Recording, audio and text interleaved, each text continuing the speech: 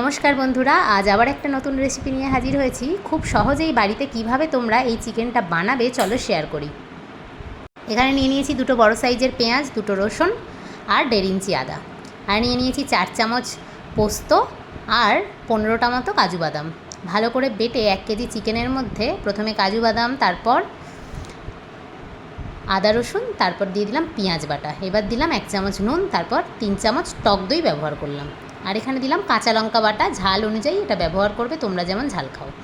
এবার দিলাম 1 চামচ গোলাপ জল আর 1 চামচ কেওড়া জল, ভালো করে মেখে নিচ্ছি। এরপর এর মধ্যে দিয়ে দিচ্ছি 1 চামচ গুঁড়ো দুধ।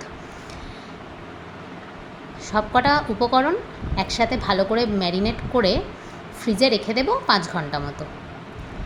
তারপর কড়াইতে সাদা তেল গরম করে তার মধ্যে দিয়ে দিচ্ছি 2 চামচ ঘি।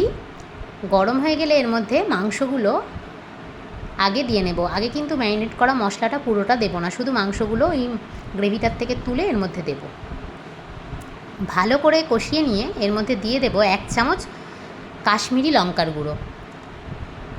কাশ্মীরি লঙ্কার গুঁড়ো কালারের জন্য ব্যবহার করছি, কারণ এতে কোনো ঝাল হয় না। আগে যেহেতু কাঁচা লঙ্কা ব্যবহার করেছি তাই আর কিছু দেব না। তো এবার গ্রেভিটা দেওয়ার পর এর মধ্যে আরেকটু নুন আর দিয়ে দিলাম এলাচ, যেটা আমি শুকনো কাঠখোলায় ভেজে রেখেছিলাম সেটাই।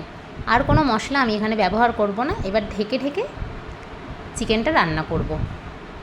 মাঝে মাঝে ঢাকনা খুলে নেড়ে নিতে হবে, যেহেতু কাজু আর পোস্ত আছে সেই জন্য কিন্তু তলায় কড়াইতে লেগে যেতে পারে।